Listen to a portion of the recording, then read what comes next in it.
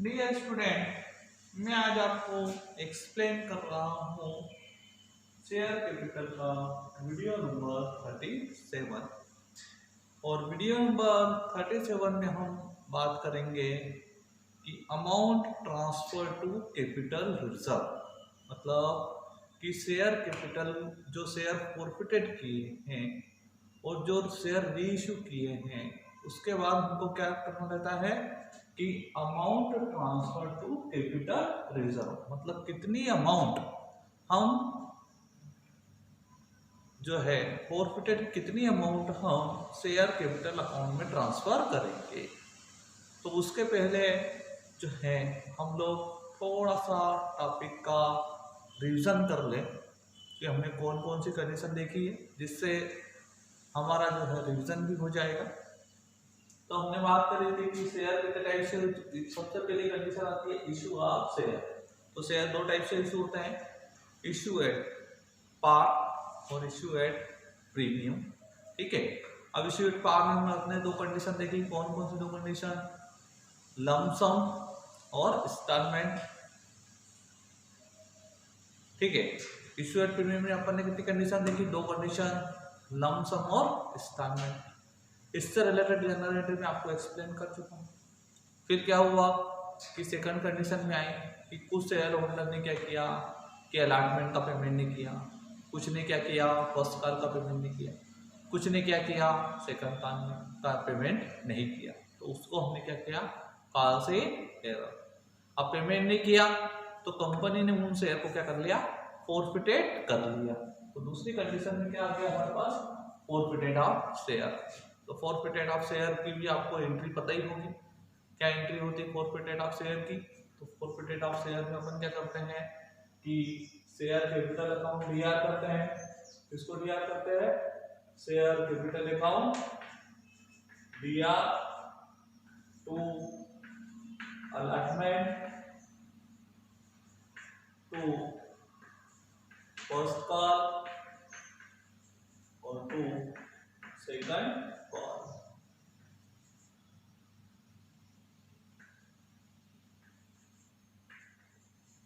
ठीक है, और टू शेयर और एंट्री होती है। ठीक है, क्लियर है। अगर प्रीमियम पे किए तो यहाँ पे अपन को क्या करना पड़ेगा, प्रीमियम पे नहीं करना, प्रीमियम को पे करना पड़ेगा, डीआर करना पड़ेगा। रीइश्यू ऑफ शेयर में अपन ने क्या देखा, तो रीइश्यू ऑफ शेयर में क्या होता है, शेयर का रीइश्यू कितने टाइप से हो सकता है, 3 टाइप से। कौन कौन सी कंडीशन? एट पार देखा हमने, देखा, एट प्रीमियम देखा और एट डिस्काउंट देखा। यहाँ तक आपको समझ में आ गया था। अब बात करते हैं किसकी, कि amount transfer to capital reserve. कितनी अमाउंट हम कैपिटल रिजर्व अकाउंट में ट्रांसफर करेंगे। तो उसके लिए हमको केवल एक एंट्री करना है। क्या एंट्री करना है? तो वो एंट्री है share forfeited account DR to capital reserve. वो एंट्री यहाँ पे लिखी है मैंने, और वो entry share forfeited account debit to capital reserve, ये एंट्री हमको करना है। ठीक है, लेकिन कितनी अमाउंट से करना है, समझ आ गया। तो इस एंट्री के लिए हमको कितने अमाउंट से करना है, तो उसके लिए अपन ने देखा कि शेयर रीइश्यू कितने टाइप से होते हैं। शेयर रीइश्यू 3 टाइप से होते हैं। कौन कौन से? एट पार, एट प्रीमियम और एट डिस्काउंट।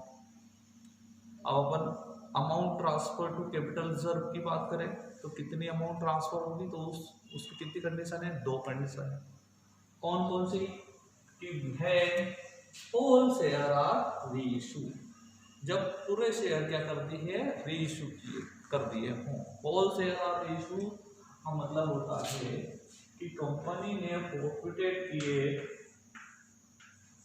1000 शेयर, फॉरफिटेड किए, फॉरफिटेड का अमाउंट नहीं बोलो, कितने फॉरफिटेड किए, ये फॉरफिटेड किए। ठीक है, रीइश्यू कितने कर दिए कंपनी ने, तो रीइश्यू कर दिए कंपनी ने होल शेयर, मतलब पूरे के पूरे रीइश्यू कर दिए 1000। तो उस कंडीशन में अमाउंट कैसे ट्रांसफर करते हैं, तो उस कंडीशन में अमाउंट ट्रांसफर करने के लिए हमको देखें एट पार में कितने ट्रांसफर होगी और एट प्रीमियम में कितने ट्रांसफर होगी। तो एट पार की कंडीशन में whole amount transfer to capital reserve, मतलब एट पार में क्या होगा, पूरी की पूरी अमाउंट कहाँ ट्रांसफर हो जाएगी, कैपिटल रिजर्व में हो जाएगी। कौन सी पूरी अमाउंट, जितने से हमने फोर्थ डेट को क्या किया था, यहाँ पर हमने फोर्थ डेट को क्या कर रखा है, सीआर कर रखा है। तो कितने से फोर्थ डेट को सीआर करता है, 100 रुपए। तो इस 100 रुपए से पूरे के पूरे से हम क्या कर देंगे कि share forfeited account debit to capital reserve. किस कंडीशन में, एक पार की कंडीशन में, ठीक है। एक प्रीमियम की कंडीशन में, तो एक प्रीमियम की कंडीशन में भी यही share forfeited account debit to capital reserve, ठीक है। हमको एक ही बात समझना है, वो समझना है एक डिस्काउंट की कंडीशन में। तो डिस्काउंट की कंडीशन में हमको क्या करना है कि डिस्काउंट को ऊपर डिस्काउंट लिखते हैं या नहीं लिखते हैं। तो डिस्काउंट की एंट्री क्या करते हैं अपन रीइश्यू के समय, तो डिस्काउंट की एंट्री हम रीइश्यू के समय करते हैं बैंक अकाउंट दिया करते हैं, फिर क्या करते हैं फॉरफिटेड अकाउंट दिया, ये फॉरफिटेड के समय और ये रीइश्यू के समय, ठीक है। तो शेयर कैपिटल, अब सपोज करो कि हमने फॉरफिटेड को यहाँ पर सीआर कितने से किया, 100 से किया, यहाँ फॉरफिटेड को बीआर कितने से कर दिया, 20 से कर दिया। तो उस कंडीशन में हम कितनी अमाउंट ट्रांसफर करेंगे, तो उस कंडीशन में हम अमाउंट ट्रांसफर करेंगे कि आपने फॉरफिटेड को सीआर कितने से किया माइनस फॉरफिटेड को बीआर कितने से किया, दोनों का डिफरेंस कितना हो गया 80। तो ये 80 रुपीज का ट्रांसफर हो जाएंगे कैपिटल रिजर्व। अपने कैलकुलेशन किस में करना है, रीइश्यू एट डिस्काउंट में करना है, रीइश्यू एट प्रीमियम में करने की जरूरत नहीं क्योंकि पूरा अमाउंट ट्रांसफर हो जाएगा। रीइश्यू एट पार पर कैलकुलेशन करने की जरूरत नहीं। तो किस पे करना है अपने को, प्रीमियम को डिस्काउंट पे करना है, पार और प्रीमियम पे करने की जरूरत नहीं। कैसे करना है, तो फॉरफिटेड को सीआर कितने से किया, फॉरफिटेड को डीआर कितने से किया, दोनों का डिफरेंस कहाँ ट्रांसफर हो जाएगा, शेयर कैपिटल रिजर्व अकाउंट में ट्रांसफर हो जाएगा। क्लियर है, ठीक है। अब दूसरी कंडीशन आती है when whole share are not reissued. When whole share are not reissued का मतलब क्या है कि when whole share are not reissued मतलब कंपनी ने फॉरफिटेड किए कितने शेयर, कितने किए फॉरफिटेड 1000, रीइश्यू कितने किए 800। कितने को क्या पूरे रीइश्यू कर दिए क्या, नहीं। तो ये कंडीशन कौन सी हो गई, when whole share are not reissue, पूरे रीइश्यू नहीं किए। कितने रीइश्यू किए 200। तो जिन शेयर का रीइश्यू नहीं होता है उनकी अमाउंट कैपिटल रिजर्व में ट्रांसफर नहीं होती है, ठीक है। तो उस कंडीशन में हमको अमाउंट फाइंड आउट करने के लिए क्या करना पड़ता है, फार्मूला यूज करना पड़ता है। इतना कैलकुलेशन करने का रीजन समझ में आ रहा है आपको, क्योंकि यहाँ पर तो टोटल अमाउंट ट्रांसफर हो जाएगी, कहाँ पर कैपिटल रिजर्व, केवल डिस्काउंट वाले में सीआर माइनस डीआर करके ट्रांसफर करें। लेकिन यहाँ पर हमको क्या करना पड़ेगा, फार्मूला यूज करना पड़ेगा। यहाँ पर कोई भी फार्मूला यूज करने की जरूरत नहीं है। पार में whole amount transfer to capital reserve, premium में whole amount transfer to capital reserve, and discount में क्या लगेगा सीआर माइनस डीआर, मतलब फॉरफिटेड को सीआर किससे किया, फॉरफिटेड को डीआर किससे किया, दोनों का डिफरेंस क्या चलेगा कैपिटल रिजर्व। लेकिन यहाँ पर जब भी अपन बात करेंगे when whole share are not ratio, तो उस कंडीशन में आपको क्या करना पड़ेगी, अमाउंट कैलकुलेट करना पड़ेगा। तो अमाउंट कैलकुलेट कैसे करना है, अमाउंट कैलकुलेट करने के लिए मैंने आपको फार्मूला बता रहा हूँ। उसके पहले ये कैसे पहचानना है कि when whole share are not ratio, तो whole share are not ratio मतलब फोरफिटेड कितने की है और रेशियो कितने की है। तो कितने को रेशियो नहीं किया, इनको रेशियो किया गया नहीं, तो इनकी अमाउंट ट्रांसफर नहीं होगी। आगे समझ में कि जिन शेयर का फॉरफिटेड नहीं होता है उनका अमाउंट कैपिटल रिजर्व में ट्रांसफर नहीं होगा।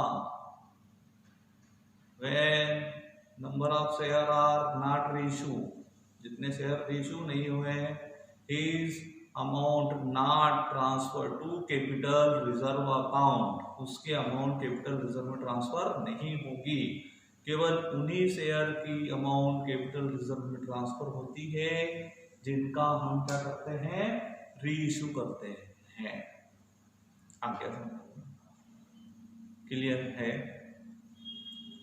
अब जब पूरे शेयर रीइश्यू नहीं किए तो उस कंडीशन में क्या होगा, हमको फार्मूला अमाउंट कैलकुलेट करना पड़ेगी। किसके लिए, कैपिटल रिजर्व के। तो क्या फार्मूला यूज होगा, amount transfer to capital reserve is equal to total forfeited amount, total forfeited amount की बात करी हमने, divided by total number of share forfeited, मतलब कितने शेयर फॉरफिटेड किए हैं, into number of share reissue, कितने क्या कर दिए, रीइश्यू कर दिए, minus amount debited to forfeited at the time of reissue. क्या आपने फॉरफिटेड को रीआर किया है, तब at a time of reissue के समय। तो at a time of reissue के समय फॉरफिटेड को रीआर केवल एक ही कंडीशन में करते हैं। वो कंडीशन कौन सी, वो कंडीशन थी एट डिस्काउंट पर, रीइश्यू एट डिस्काउंट पर। बाकी सभी में फॉरफिटेड को रीआर हम नहीं करते हैं। ठीक है, अब एग्जांपल से समझे। मैंने आपको समझाया कि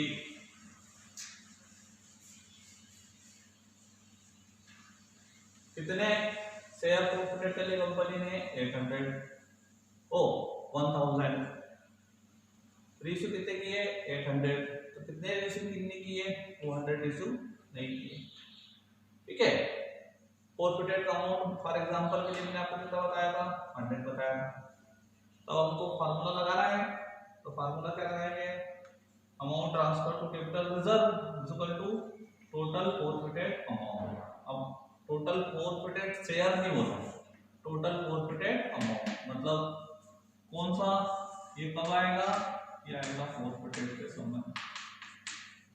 तो टोटल फॉरफिटेड अमाउंट कितना बताया फॉर एग्जांपल के लिए, 100 divided by number of share forfeited, ये नंबर ऑफ शेयर फॉरफिटेड थे, कितने थे, 1000।